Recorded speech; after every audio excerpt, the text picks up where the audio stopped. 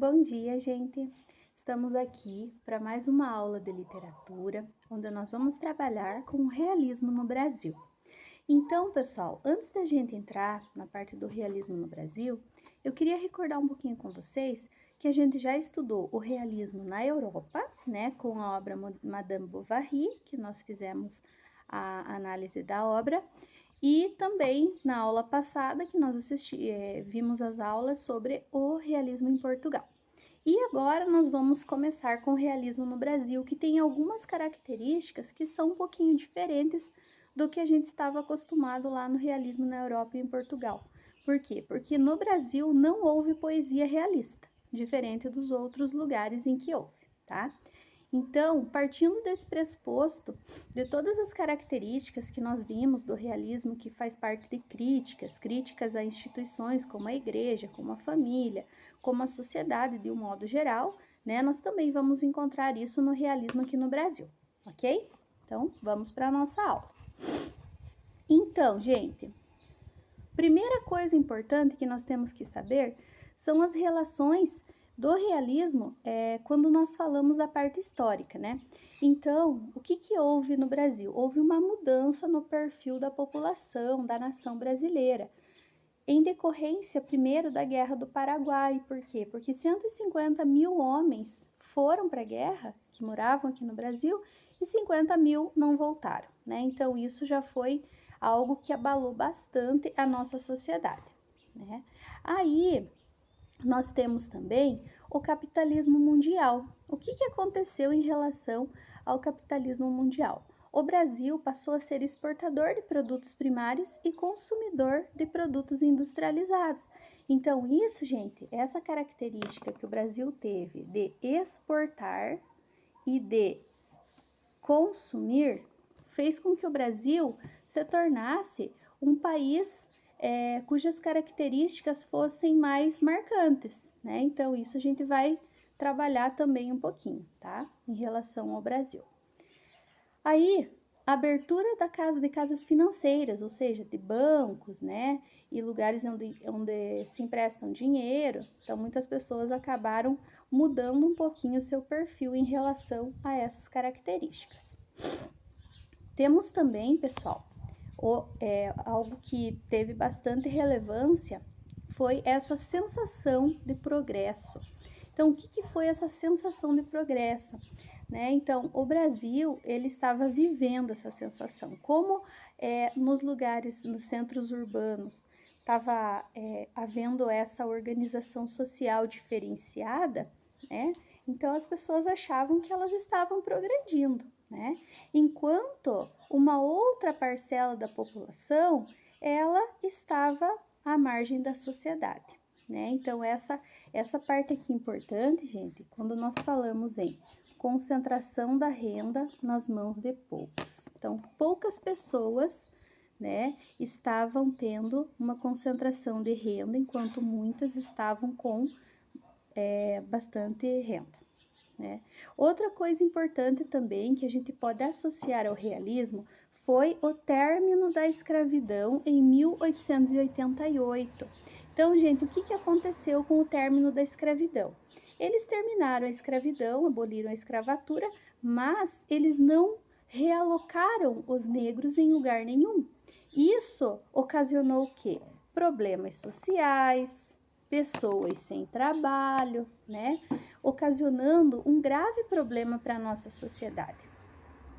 E, com isso, os limites periféricos das cidades grandes, elas acabaram ganhando uma parcela da população. Então, as pessoas vinham e eles acabavam não tendo lugar onde morar e eles acabavam se alojando nos lugares mais periféricos das cidades.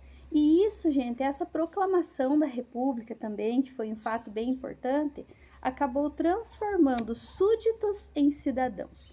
Isso, pessoal, também foi um problema. Por quê? Porque quando o cidadão ele era considerado um súdito, ele tinha a proteção do rei, do imperador, né? Agora, quando ele é cidadão, o que vai acontecer? Ele vai ter que lutar com suas próprias armas para o seu sustento, né? Então, isso foi foi algo assim bem importante que aconteceu também em relação à história do realismo aqui no Brasil. Então,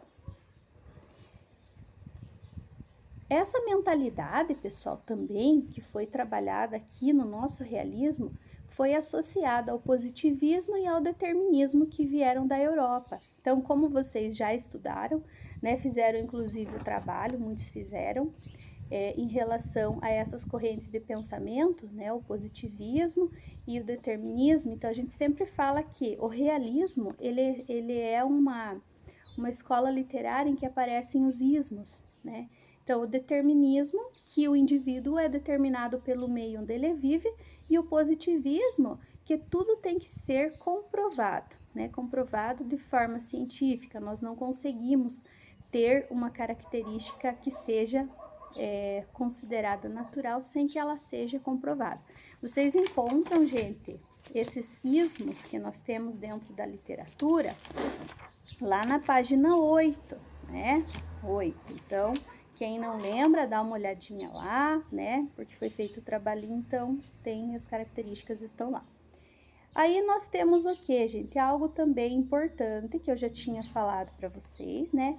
Não houve poesia realista no Brasil, assim como nos outros lugares. Eles privilegiavam o conto, que é uma narrativa curta, e também dentro da parte do realismo, nós tínhamos uma linguagem direta e objetiva, tá? Diferente do que acontecia no romantismo, onde a subjetividade sempre ganhava mais espaço, né? Outra coisa, gente, essa descrição, descrição cuidadosa dos ambientes, é importantíssimo isso, gente, e do universo interior dos personagens. Então, no realismo, os personagens, eles acabam ganhando uma densidade psicológica maior do que eles tinham no romantismo. Um exemplo disso é a Capitu, né, que é personagem de Dom Casmurro, escrito por Machado de Assis, que nós vamos trabalhar aí para frente, porque como Machado de Assis é um dos expoentes do realismo no Brasil, nós vamos ter uma aula específica só sobre ele. E também, gente, essa exploração dos ambientes sociais é algo de bastante importância também dentro da nossa narrativa. Tá. A prosa realista brasileira, como a gente tá vendo, já, essa parte já passei tudo certinho para vocês, ela tem também os cenários urbanos, né? Geralmente as obras elas vão ser escritas no cenário urbano. Preocupação em focar o momento presente, tá? Momento presente, o que está acontecendo agora, tá? Momento presente. Temos também o escritor, ele busca construir um retrato da sociedade como ele se configurava no momento, ou seja, retratar a sociedade tal qual ela é, tá? Também conflitos morais, aquilo que eu falei para vocês, as críticas à igreja e críticas à família, que também eram características. Análise psicológica dos personagens, também já comentei com vocês sobre isso. E eles queriam também investigar mecanismos de determinação social, é aquilo que eu disse para vocês, gente, quando nós falamos, determinação social, que se você nasce, por exemplo, num lugar onde todas as pessoas, de repente, não têm condições, não têm vontade de crescimento, querem ficar sempre da mesma forma, provavelmente você vai ser assim. Se você nasce em meio à violência, você vai ser violento. Isso é o que a determinação social coloca. E é isso que o realismo queria investigar, essa determinação social, tá? Também eles queriam denunciar as formas pelas quais as estruturas sociais oprimem as pessoas, a opressão do homem pelo homem, o abuso que as pessoas mais ricas têm em relação aos pobres, eles também queriam fazer isso. E a crítica à igreja e ao casamento, principalmente ao adultério, que vai acontecer em algumas obras ali que nós vamos conhecer. Gente, uma das obras importantes que nós temos dentro do realismo, ainda não vamos entrar no Machado de Assis, porque quando a gente entrar nele vão ter várias obras ali importantes que vale a pena nós estudarmos e nós vermos, é o Ateneu. Gente, o que vem a ser esse Ateneu? O Ateneu é um colégio, né? É um colégio que foi feito só para homens. Muitas pessoas estudavam no Ateneu e depois acabavam, homens, né, rapazes, e acabavam se transformando em padres. Mas ele era uma escola que servia para todos os jovens, né? Ele é dividido em 12 capítulos e o subtítulo dele é Crônica de Saudades. Gente, Crônica de Saudades, né? Saudades do quê? Né? Então, ele faz, nessa Crônica de Saudades, o Raul Pompeia, ele faz um paradoxo, né? Tipo, se o Ateneu foi tão ruim para ele, por que ele tem saudade daquele momento? Né? Então, o que tem aqui de características realistas? A primeira, ó, que eu coloquei aqui, é essa descrição física e psicológica, né? Ou seja, o lugar, ele é bem descrito, os personagens são descritos, todos eles possuem um teor psicológico maior do que do romantismo. A linguagem, como que é? Ela é densa, ela é rebuscada, tem bastante figuras de linguagem dentro das obras, principalmente nessa, como as metáforas, né? As hipérboles, que é o exagero, né? Já vocês lembram disso, e a comparação também. O espaço, qual é o espaço? O principal deles é o colégio, mas existiam alguns outros espaços que também que contam um pouquinho da história fora do colégio, de alguns momentos ali. O personagem principal da obra é o Sérgio, né? Então, o que ele na verdade, ele fez o quê? Quando ele se tornou adulto, ele começou a revelar suas experiências quando ainda ele era interno no Colégio Ateneu. Gente, essa obra, ela é uma obra autobiográfica. Por que ela é uma obra autobiográfica? Porque o próprio Raul Pompeia viveu nesse colégio. Então, ele acabou fazendo o quê? Como ele viveu nesse colégio? Ele acabou contando as suas experiências em relação ao que aconteceu ali, né? Então, ao mesmo tempo que ele é um narrador personagem, ele também é o protagonista, né? Isso é interessante. Algumas características naturalistas a gente pode ver como aspectos animalescos dos personagens. Quando nós falamos em realismo, naturalismo, mais naturalismo, mas realismo, naturalismo de modo geral, a gente vê essas atitudes, né, que são atitudes consideradas animalescas em seres humanos. E o determinismo, você é determinado pelo meio onde ele vive. Por exemplo, se você chega no Ateneu, no colégio, e todos os alunos do Ateneu, eles têm as mesmas características, né? Eles, de repente, fazem coisas erradas ali dentro. Então, você, por regra e por ordem do determinismo, vai ter que agir da mesma maneira, né? Então, isso que é colocado bastante dentro do realismo e nessa obra a gente consegue observar. Então, aquilo que eu falei para vocês, o próprio Raul Pompeia esteve no colégio interno, por isso que ele escreveu, e torna o livro um romance autobiográfico, tá? Então, gente, essa parte do moralismo, essa perversão das instituições, essa parte aqui, pessoal, é importante, ó, perversão das instituições de ensino no século XIX. Então, por que ele pega essa ideia? Porque não existiam outros tipos de colégio que não fosse um colégio preparatório para pessoas que quisessem ser padres, né? Então, ele mostra o quê? Ele mostra essa perversão que acontece lá dentro, né? Que tipo de perversão?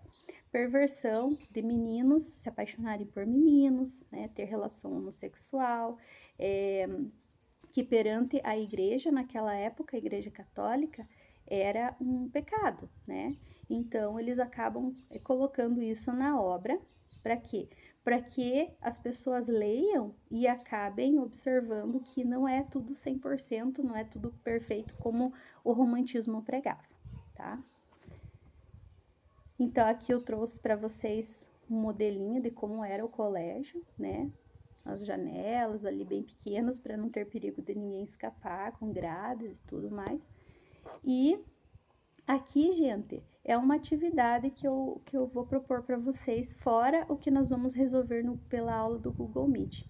Então, vocês vão observar esta imagem do Aristarco, né? Esse busto do Aristarco que tá aqui, e vocês vão estabelecer uma relação de semelhança entre o que tá aqui e entre a descrição dele que tá nessa parte aqui. Então, vocês vão colocar o que que representa esse busto e as características, o que que eles têm em comum em relação àquilo que a gente tá colocando. Você vai fazer essa atividade, tá?